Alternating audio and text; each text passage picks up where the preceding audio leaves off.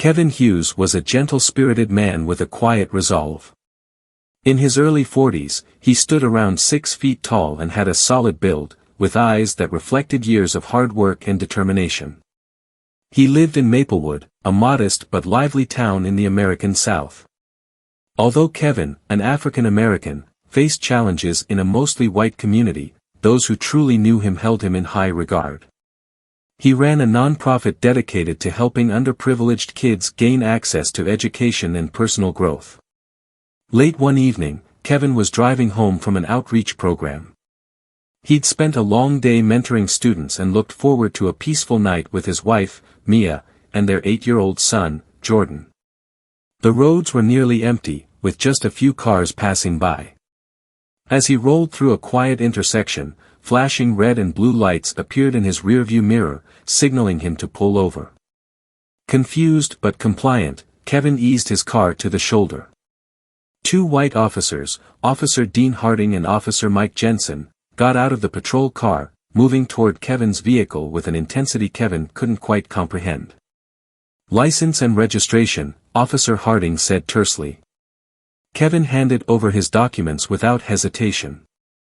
"Is there a problem, officer?" he asked, his voice calm but laced with concern. "We'll ask the questions," Officer Jensen snapped. "Step out of the car."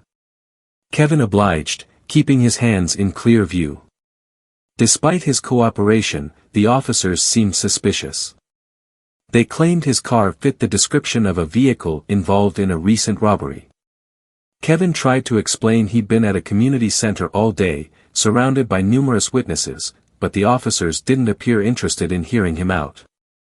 Without further discussion, Officer Harding cuffed Kevin and read him his rights.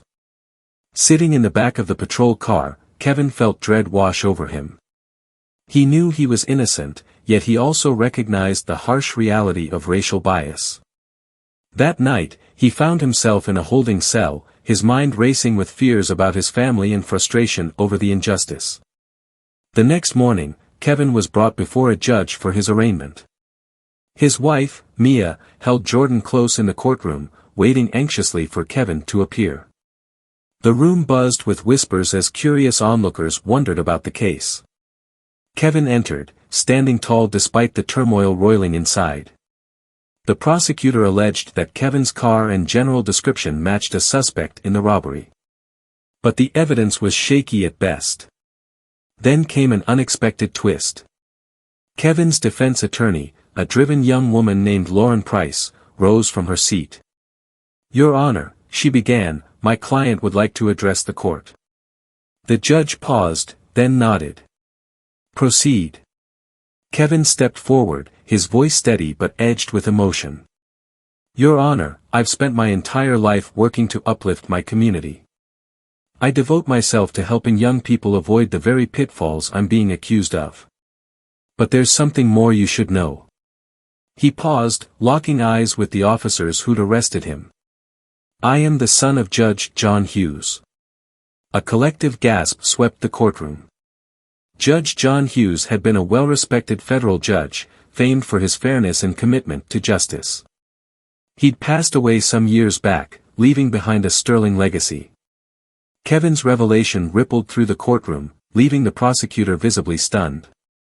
Officers Harding and Jensen exchanged nervous glances, their earlier confidence replaced by doubt. "Your Honor," Kevin continued, "I carry my father's legacy with pride. I've tried to live up to his example. On the night in question, I was at a community center mentoring children. Dozens of witnesses can confirm that." Lauren Price then presented alibis and statements from individuals who'd been with Kevin all evening. The evidence was overwhelming, making it clear he had been wrongfully accused. The judge dismissed all charges. But the story didn't end there. After the hearing, Lauren approached Kevin. "Kevin, there's something you need to see," she said, handing him a file. Inside were documents revealing an internal investigation into Officers Harding and Jensen for racial profiling and misconduct.